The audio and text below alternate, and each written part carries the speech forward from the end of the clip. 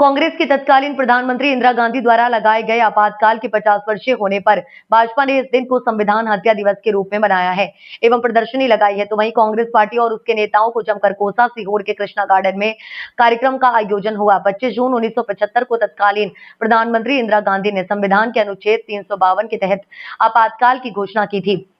इस दौरान नागरिकता की स्वतंत्रता छीन ली गई, सेंसरशिप थोप दी गई है और विपक्षी नेताओं और जेल में डाल दिया गया है। न्यायपालिका की स्वतंत्रता पर भी आघात हुआ। लाखों लोगों ने अपनी आवाज उठाने की कीमत चुकाई। संविधान हत्या दिवस के अवसर पर एक विशाल गोष्ठी का आयोजन किया गया।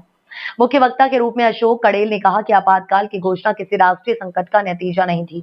ये तत्कालीन प्रधानमंत्री इंदिरा गांधी की सत्ता बचाने की रणनीति थी।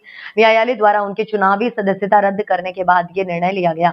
भाजपा प्रवक्ता सुश्री नेहा बग्गा ने कहा कि 1975 में लगाया गया आपातकाल किसी युद्ध या बाहरी खतरे के कारण नहीं, बल्कि एक व्यक्ति की सत्ता की लालसा और कुर्सी खोने के भय के कारण लगाया गया। प्रेस की स्वतंत्रता, नागरिक अधिकार और न्यायपालिका की निष्पक्षता, सब कुछ कुचला गया। लाखों नागरिक बिना आरोप जेलों में बंद कर दिए गए। विरोध के स्वरों को दबा दिया गया। इसके बाद प्रदेश प्रवक्ता नेहा बग्गा ने पत्रकार वार्ता को भी संबोधित किया। इस दौरान जिले भर के करीब 36 मीसा बंदियों को सम्मानित भी किया गया। इस मौके पर भाजपा ने काला दिवस के रूप में प्रदर्शनी लगाई, जिसमें उस दौर की तानाशाही, दमन और अत्याचार की तस्वीरें दिखाकर लोकतंत्र पर हुए हमले को याद किया। इस मौके पर भाजपा जिला अध्यक्ष नरेश मेवाड़ा, सीहोर विधायक सुदेश राय, नगर पालिका अध्यक्ष प्रिंस राठौर, जिला पंचायत अध्यक्ष प्रतिनिधि सुरेंद्र सिंह मेवाड़ा, भाजपा सलकनपुर मंडल अध्यक्ष बनवीर सिंह चंद्रवंशी, पूर्व मंडल अध्यक्ष प्रेम नारायण मीणा सहित अन्य नेता मौजूद रहे।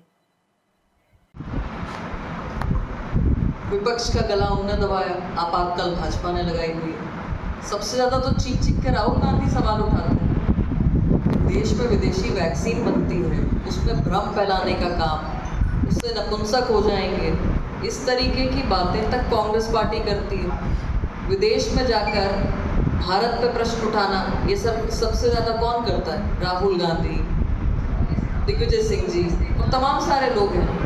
तो लगातार जो वीडियो मॉर्फ कर रहे हो, जो टूल किट एजेंडा चला रहे हो, जो संविधान को स्वयं तार तार कर रहे हो, जो धर्म के आधार पर आरक्षण दे रहे हो जहाँ जहाँ राज्यों में इनकी सरकार है, उनके लिए तो एक प्रोपोगेंडा मात्र है। पर देश जानता है कि इनका इतिहास है कि चाहे नेहरू जी हो, चाहे इंदिरा जी हो, चाहे राहुल जी स्वयं, जब जब इनका दल केंद्र में या राज्यों में सत्ता में आया है तो केवल ध्रुवीकरण की नीति, केवल संविधान को तार तार करने की नीति, ये कांग्रेस पार्टी का मूल स्वभाव है।